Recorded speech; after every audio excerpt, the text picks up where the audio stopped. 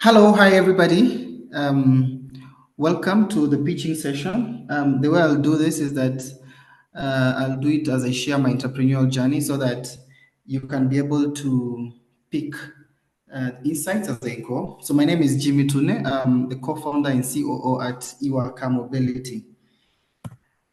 So the way we started is that it was through, first of all, getting advantage of opportunities that during my campus time, I had to volunteer because, as you may know, it's very hard to get a job when you don't have certificates.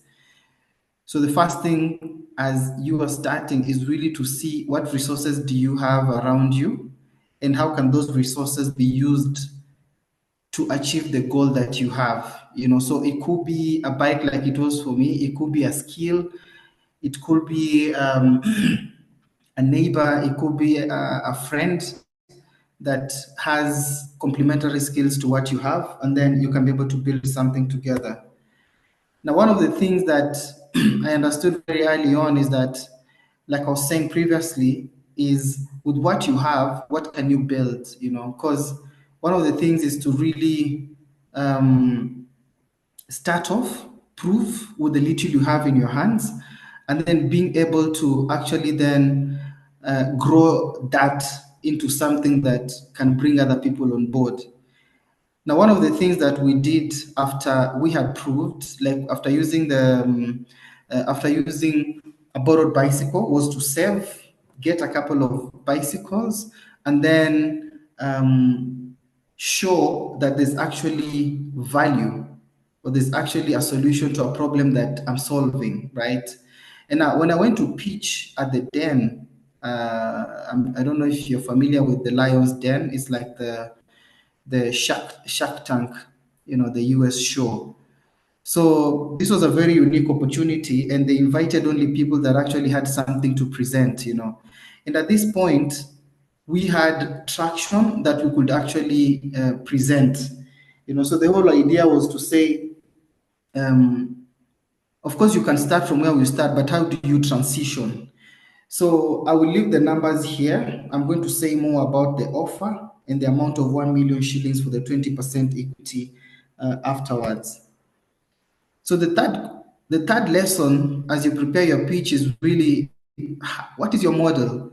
What is the end-to-end value proposition that you're providing to your potential customers? You really need to figure out, where am I, for example, if it's a production, where am I getting my raw materials and why? How are these raw materials getting to the point of production? And then when they get to the point of production, what is the value addition that I'm adding to these raw materials? And what is the output? What is the finished product? And then how do I get that finished product into the market? This is very important. So this is just example on production. But for me, when I was starting, the idea was to say, okay, I've found out a gap of deliveries between point A to point B within a city. I was very specific. I was not doing intercities, but within the city. So you need to understand what you can do. So clearly, and they say that a business model should be able to be explained to a child in less than 1 minute, and they should be able to get it. Most of the times it's actually presented on a diagram. So when a person puts their eyes on it, they can actually pick end to end. It shouldn't be many stories, it shouldn't be many questions, it shouldn't be where does this go, where does this come. No, it should be very straightforward. Like for us, we knew that we are going to move deliveries from point A to point B. It was as simple as that. How are we moving those? We're moving those on bicycles and electric bicycles, or electric motorbikes. How do we make money? We get paid when we move those things from point A to point B. It needs to be very clear, right?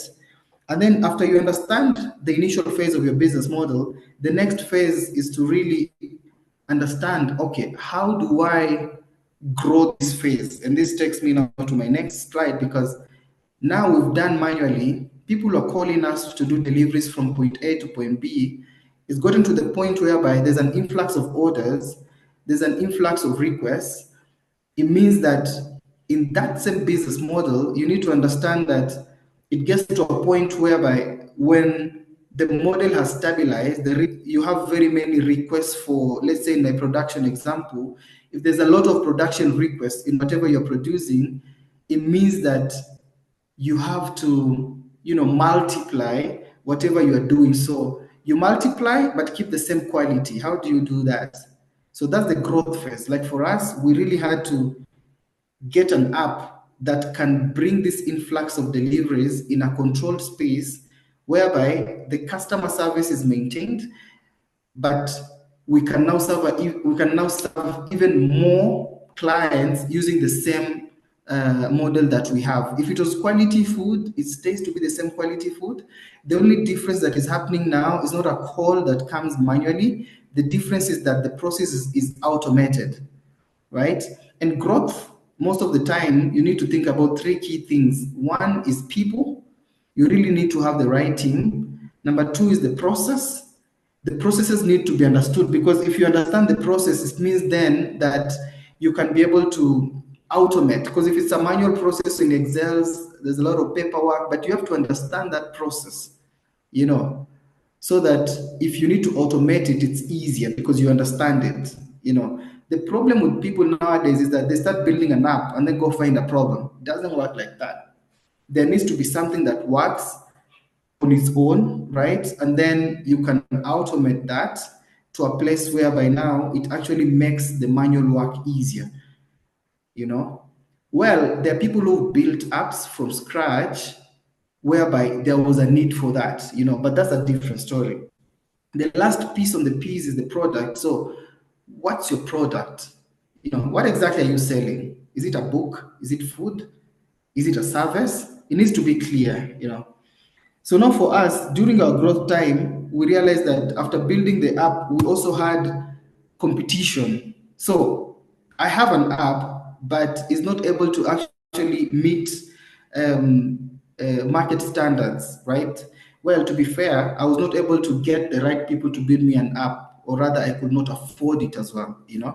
So time went by, and then here you have like proper, well-funded, well-versed apps in the market.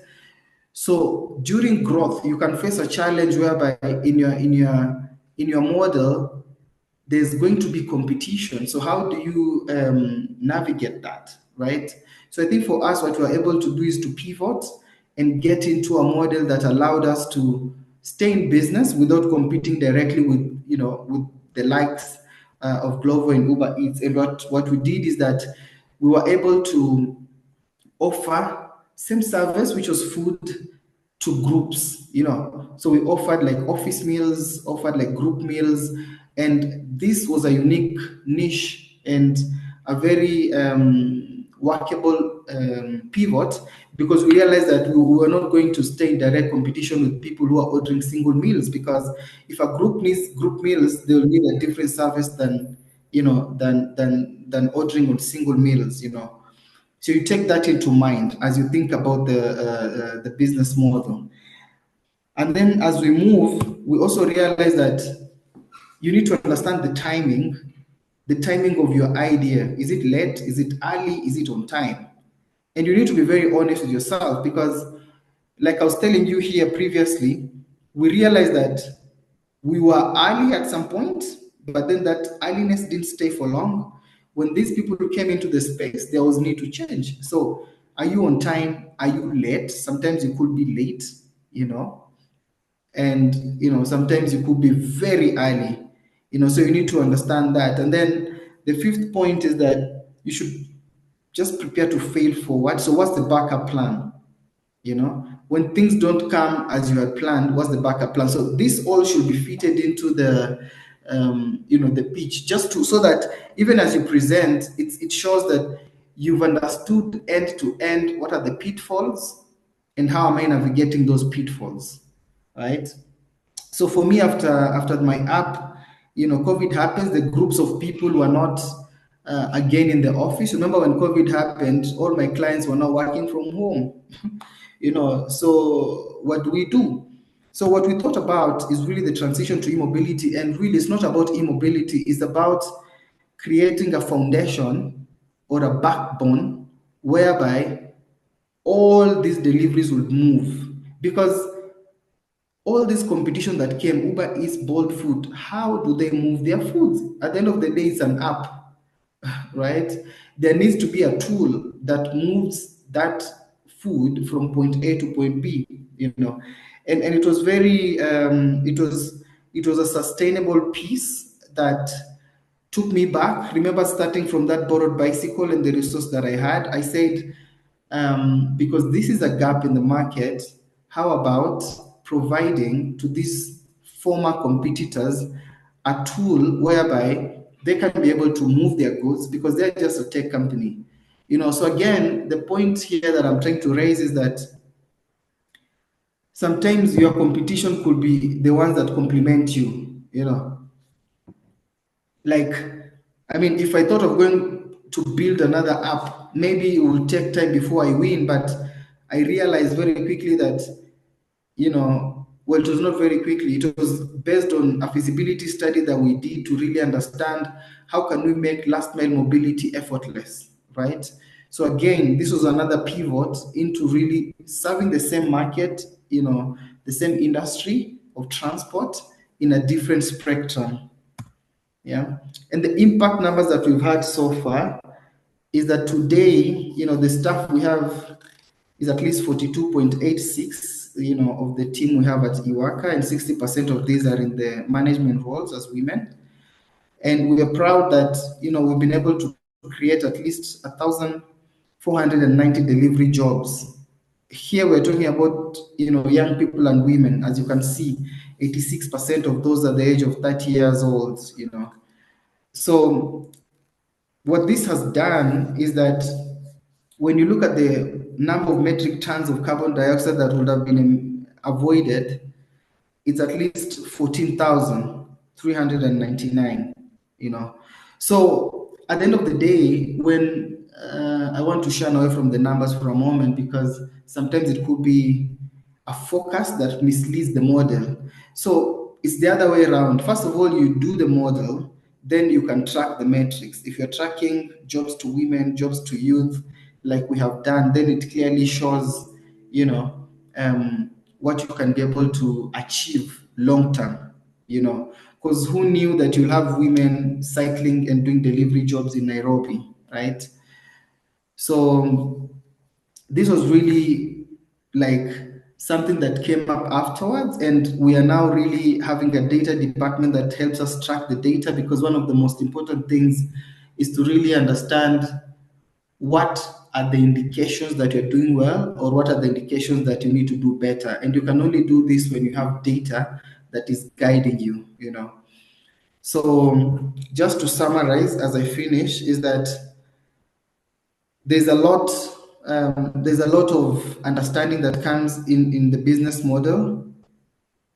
There's a lot that you need to learn for yourself, right?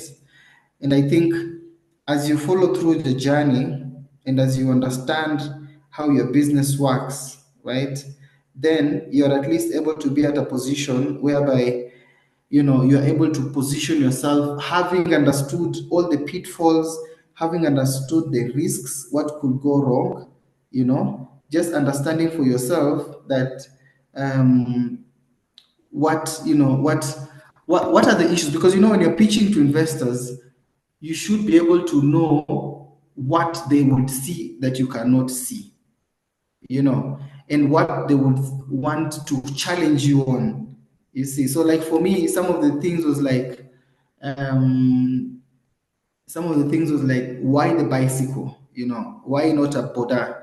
And we had thought about this because we are tested to see that a bicycle can actually do the same job in last mile delivery as what a petrol motorbike will do. You have two people who are working on the same job with different tools and earning differently. One of them using a petrol bike, who earns the same as the one who has an e-bike, he has to buy fuel, maintain the bike, meaning that they're using that earning, so they're reducing that. While on the other hand, the e-bike guy has a higher take-home pay, you see. So you need to really understand in the model what is differentiating you from the potential competition. you know. And there's something else that investors look at when you're doing pitching.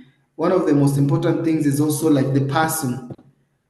What kind of meat do you have in the game, for lack of a better word? Like, what have you done yourself to show that this is actually what you want to do? Because sometimes investors invest in the person, you know. So it takes really a lot of like testing for yourself. Like I told you earlier, I was writing, you know. Now not everybody has to be able to do that, because I was writing and now I have an e-mobility company and I have young people and women writing, means that that's how all of the people needs to do it like this. The fact of the matter is that you just have to understand for yourself and be confident that as a person, based on your experience or based on your vision, that you can be trusted to actually deliver whatever you're pitching, you know. So thank you so much. I really wish you all the best. This is my co-founder Celeste, and you know, thank you so much, and I wish you all the best. May you enjoy and have a wonderful academy time. Thank you.